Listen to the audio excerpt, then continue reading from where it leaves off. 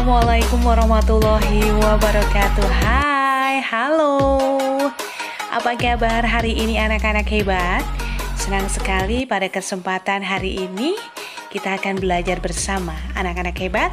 Jangan lupa siapkan buku dan alat tulisnya bersama dengan Bu Ika Haryuni. Sudah siap? Oke, kita mulai. Nah, anak-anak hebat, kali ini kita akan belajar tema 5, subtema 2, usaha di sekitarku. Oke anak-anak, kita akan melihat kompetensi dasar dan indikator pencapaian kompetensi yang akan kita pelajari pada kesempatan hari ini. Ada bahasa Indonesia, anak-anak bisa membacanya, kemudian IPA dan IPS. Untuk tujuan pembelajaran, yang pertama, siswa mampu mengidentifikasi posisi dan peranan Indonesia di bidang ekonomi dalam lingkup ASEAN secara terperinci. Yang kedua, siswa mampu menyajikan laporan tentang posisi dan peranan Indonesia di bidang ekonomi dalam lingkungan ASEAN secara terperinci. Yang ketiga, siswa mampu mengidentifikasi benda magnetis dan non-magnetis secara tepat. Yang keempat, siswa mampu mengklasifikasi benda magnetis dan non-magnetis secara benar. Yang kelima, siswa mampu mengidentifikasi komponen dan cara mengisi teks daftar riwayat hidup secara benar. Dan yang keenam, siswa mampu membuat teks daftar riwayat hidup secara lengkap. Anak-anak hebat, pernahkah anak-anak memperhatikan di lingkungan sekitar kalian?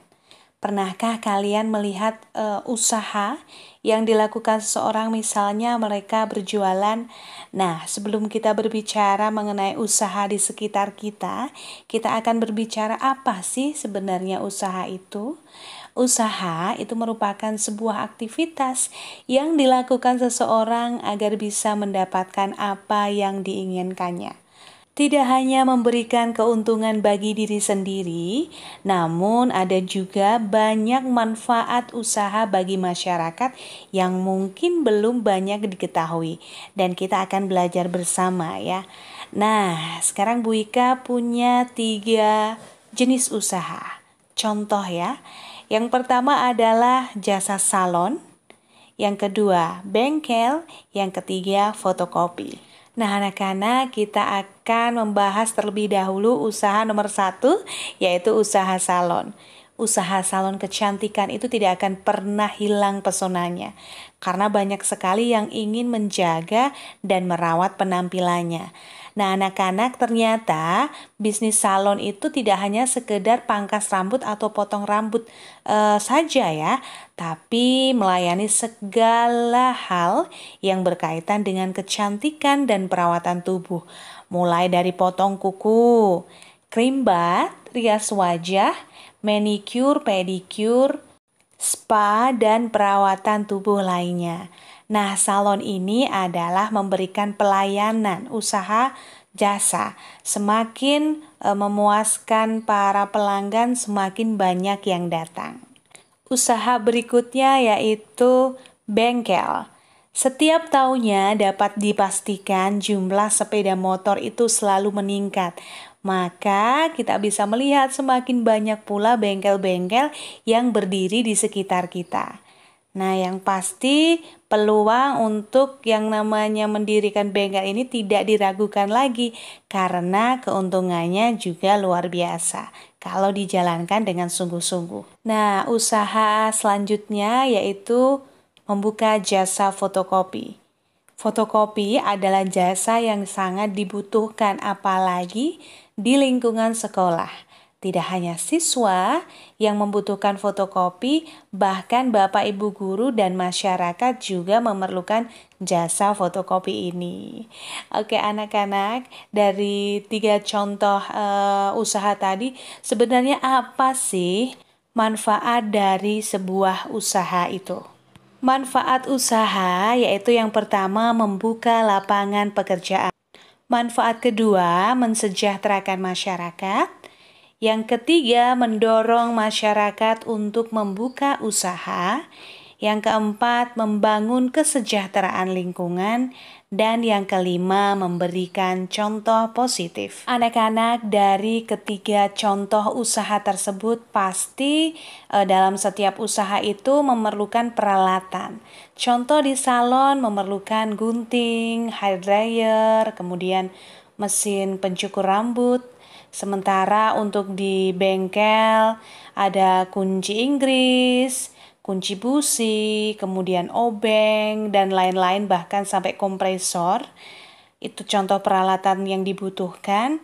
Sedangkan untuk di fotokopi sendiri, itu mesin fotokopi, stapler, gunting, komputer, printer, dan masih banyak lagi peralatan yang digunakan dalam sebuah usaha. Nah, pertanyaannya, apakah peralatan yang digunakan berasal dari dalam negeri atau ada yang beli dari luar negeri? Tentunya peralatan tersebut ada yang beli dari dalam negeri atau bahkan ada yang beli dari luar negeri. Tergantung kebutuhan. Semakin canggih, kadang harus beli dari luar negeri. Nah, kalau berbicara mengenai pembelian dari luar negeri, maka tidak akan lepas dari yang namanya transaksi ekspor-impor. Apa itu ekspor-impor? Nah, dalam kegiatan perdagangan kita akan mengenal istilah ekspor dan impor. Ekspor adalah cara menjual barang dan jasa kepada pihak yang ada di luar negeri. Contoh, kita menjual barang hasil kerajinan, barang asongan, kemudian ukir-ukiran ke Jepang. Ini berarti kita melakukan ekspor ke negara Jepang. Barang yang kita jual ke luar negeri disebut sebagai barang ekspor. Sedangkan lembaga atau orang yang melakukan ekspor disebut eksportir. Kegiatan perdagangan berikutnya yaitu impor. Impor adalah kegiatan memasukkan atau mendatangkan atau membeli barang dan jasa dari luar negeri. Jika kita membeli barang-barang dari luar negeri seperti mobil, alat-alat elektronik, berarti kita melakukan impor. Nah, anak-anak hebat, barang yang kita beli disebut sebagai barang impor. Sedangkan lembaga atau orang yang membeli barang dari luar negeri akan disebut dengan importir. Jadi barang impor adalah barang-barang buatan luar negeri yang dibawa masuk ke Indonesia. Anak-anak hebat, mengapa negara itu melakukan impor? Suatu negara melakukan impor karena yang pertama, negara pengimpor tidak dapat menghasilkan barang tersebut karena tidak mempunyai bahan dasarnya.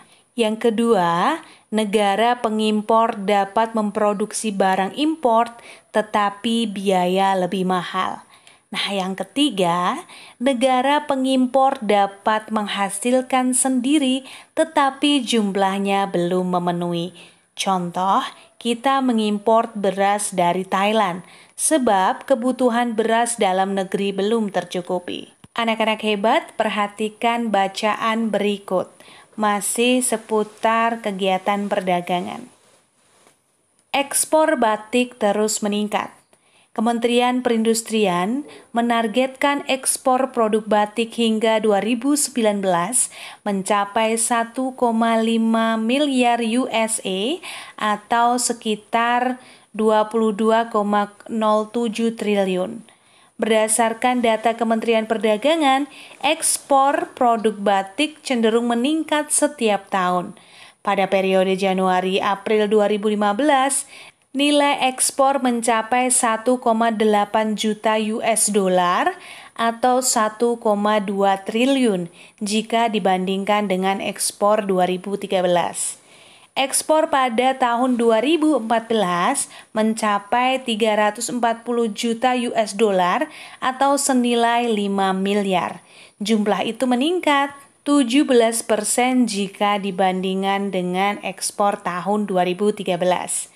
Batik Indonesia sudah diekspor ke berbagai negara ASEAN seperti Malaysia dan Singapura.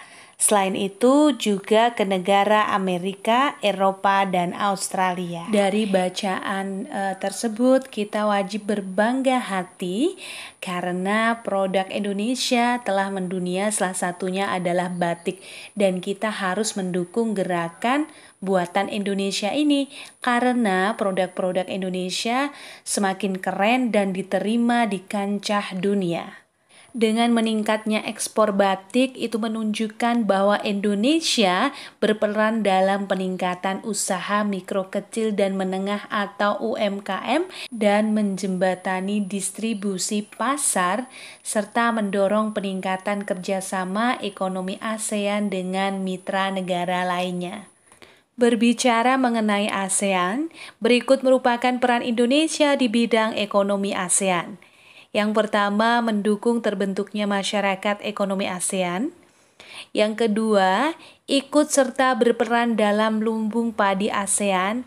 Nah, yang ketiga, anak-anak ikut serta dalam melakukan kerjasama di sektor industri, salah satunya ASEAN Aceh Fertilizer Project. Yang keempat, Indonesia sebagai salah satu pelopor dan pendiri organisasi kerjasama ekonomi antar negara. Yang kelima, sebagai tuan rumah KTT ASEAN, dan yang keenam, berperan aktif dalam AFTA, ASEAN Free Trade Area. Setelah kita belajar tentang peran Indonesia di ASEAN, nah sekarang kita perhatikan atau amatilah gambar di bawah ini. Kita akan melihat pensil, peniti, penghapus, paku, penjepit kertas, sisir, kemudian gunting, batu, kayu, daun, karet, gelang, dan kaca.